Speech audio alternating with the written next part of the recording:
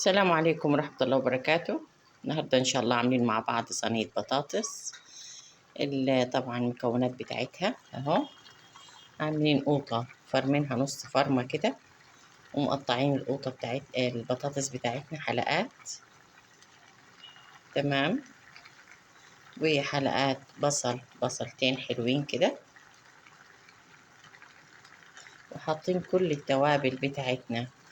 ولو عندك فلفل حراق زي اللي أنا حاطاه ده، بصراحة حلو أهو، حلو في البطاطس. معاها لو فلفلة حمرا برضو حطاها اهي.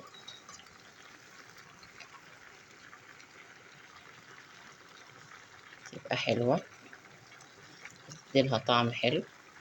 وحاطين معلقتين كبار من السمنة بالطريقة دي. وبعد كده حاطين طبعا كل التوابل بتاعتنا اللي هي عبارة عن ايه. حاطين شوية من ملح، وشوية من الكمون، وشوية من الكزبرة، وشوية من السبع بهارات بالطريقة دي. تمام. ورصيناهم رقات رقات. وبعد كده بعد ما حطيناهم على النار، وهنحط شوربة عاملينه على فراخ النهاردة إن شاء الله. تمام. حتة قطاية.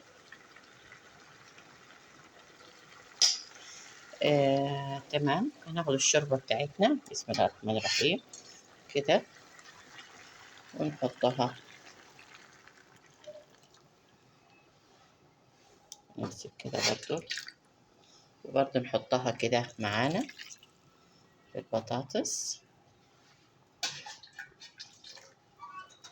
شايفة اللون بتاعها حلو ازاي؟ ده احنا عاملينه بايه؟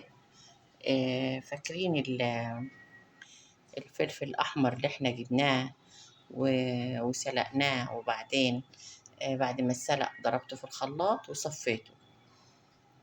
ده دايما بحب احطه معانا في الاكل، بيدي الاكل طعمه حلو جدا. ده الشكل بتاعها. بعد طبعا ما بتغلي شوية، بنولع الفرن وبنحطها معاه. عايزة بتاكليها بعيش، بتاكليها برز،